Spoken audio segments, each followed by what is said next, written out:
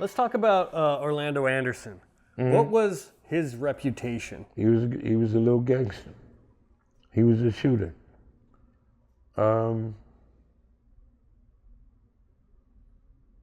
Tupac didn't know him, and he was one of them little cats that, damn, this nigga is a rapper and he jumped on me? You can't go back to Compton with that on your head. So he did what he was supposed to do. And no street nigga, no gang member can be mad at it. Period. And he did his thing. And that really wasn't the biggest problem. The biggest problem that we had, or I had in the neighborhood, that it was Tupac that took off on him. The Pirus in the South Side was already at war. So you got at least 10, 12 Pirus there. They should have handled that, not Tupac. If they would have handled that, we could have took that war right back to the streets of Compton. We dropped the ball because we allowed Tupac to take off. What'd that make the hood look like? This is my perspective. And for Trevon punk ass to, damn, I said your name, homeboy, to tell Tupac that's the one that took my chain, and Tupac went and took off, he's a coward. And he's one of the guys I said that shouldn't have been on death row. And Tupac lost his life for it. So if anybody, he should have been dealt with. He shouldn't be here. And I'm talking about right after it happened. He shouldn't be here.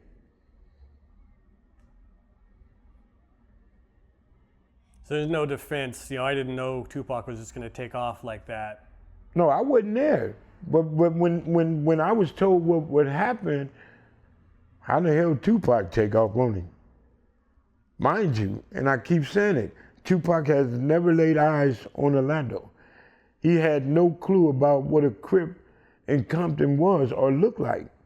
And they try to kill that theory, even Trevon. I didn't say nothing to him.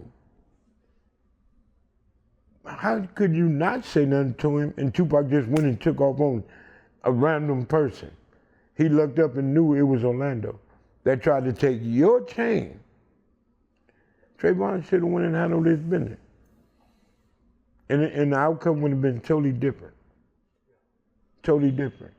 And I blame that on the hood. I blame that me and everybody else, because after the fact, did nothing happen to Trevon. Tupac is gone. Now look where Death Row went after Tupac was out of here. Straight downhill. That was the demise of Death Row. Did you watch Neckbone's interview with Vlad TV? Yeah, I watched a few of them. What did you think of his account of what happened? I believe everybody, if it's coming out of their mouth, is as accurate as he wanted it to be. I got a lot of respect for Neckbone. He's truly one of the real ones in the hood, about the business. He changed his life, and you know, got a lot of love for him. Some things I was scratching my head too, like, but oh well. Everybody has their point of views, what they recollect it to be or what it wasn't. So I can't debate it. I mean, I can debate it. I can't go on my podcast and say, I don't remember that shit, or he right about that. I think he kept it a buck as much as he said, yeah. But see, Neckbone is one that he ain't finna give you just talk like that. He been there, done that. You know, so he was careful. He he blamed that incident with Pac kind of running off on Frank Alexander, the bodyguard, saying Frank should have been the one to grab him, and Frank was there to keep Tupac from himself.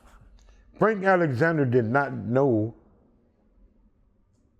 Tupac was going to go take off on somebody he don't know. Right. So he didn't know where the target was. People need to open their eyes and pay attention. Right. Look at the video. Look at the situation. Ask yourself, what's the link between Tupac and Orlando? None. They have no dealings whatsoever, ever. Tupac first time ever seeing that little man was that night. Trevon was in an altercation with the man before. The man tried to take your chain. He knows exactly who he is. So Tupac and Trey is right here. Everybody else is over here.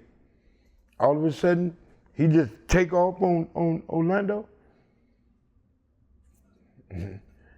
Everybody should know how to do math. And it is what it is. Why do you think Tupac did that? Tupac wanted to be a part of them, the Death Row goons. Tupac wanted to show his loyalty that he was with it to the Death Row goons. Tupac wanted to be a part and put himself in a position that he was seen with Death Row goons. And he tried his best, he did him. And he put himself in the wrong place. He should have allowed the Death Row goons to conduct business. You're an artist. Something happened to you, everybody ain't nobody getting a paycheck no more. If my theory wrong, ain't nobody getting no check no more. It was over. Do you remember the day that Orlando Anderson died? Yeah. Walk me through what you remember about that day or about his murder, which he instigated. I think my daughter mama called me and told me. And it was something like, you don't have to worry about Orlando no more. Why the fuck am I worried about Orlando? I ain't worried about Orlando. Well, he got killed doing his thing. What did he do best? Somebody owed him some money. He owed somebody some money. He linked up with cats just like him, a gunner, and they went at it and they lost their lives. It wasn't nothing for me, this street shit. So it didn't bother me. It didn't irritate me. It didn't make me happy or sad. It's like, damn, for real?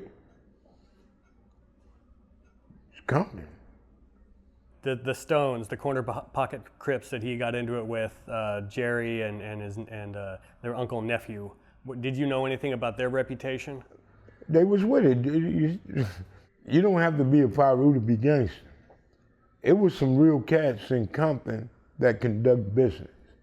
And whether you was a D-boy, whether you was a robber, if you was in that line of work doing your thing, you was about the business. And those cats were about the business. And it's unfortunate that if I don't give a fuck and you don't give a fuck and we cross paths, somebody gonna die.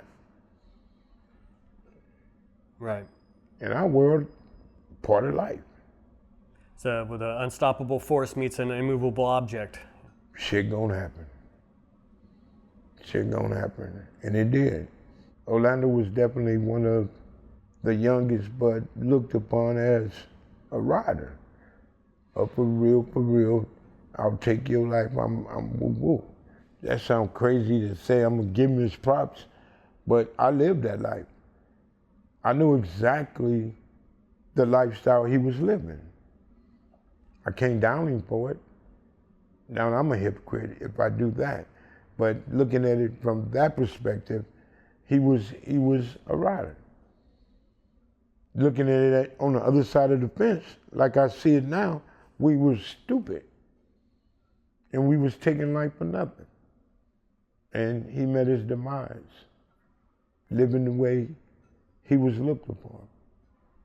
And then his good friend Lil Al Duro got 3 life sentences for it. like I said, we all pay a price. We all pay a price. Some of the other Crips that were, allegedly involved in Tupac's murder, of course, Keefe's said all the stuff he said. He originally claimed Orlando Anderson is the one that pulled the trigger. It was Orlando's payback to get that night. But he has also said that, these guys, Terrence Brown and DeAndre Smith, were in the car. I think everybody that was in that car is dead. They are.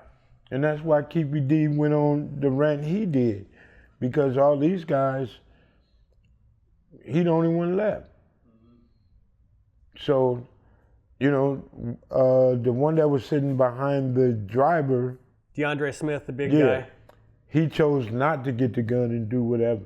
I gave it to Dre, and Dre was like, no. And Lane's like, give it to Bobby, too. So Orlando shot across Dre? He leaned over on the window, rolled down the window, popped.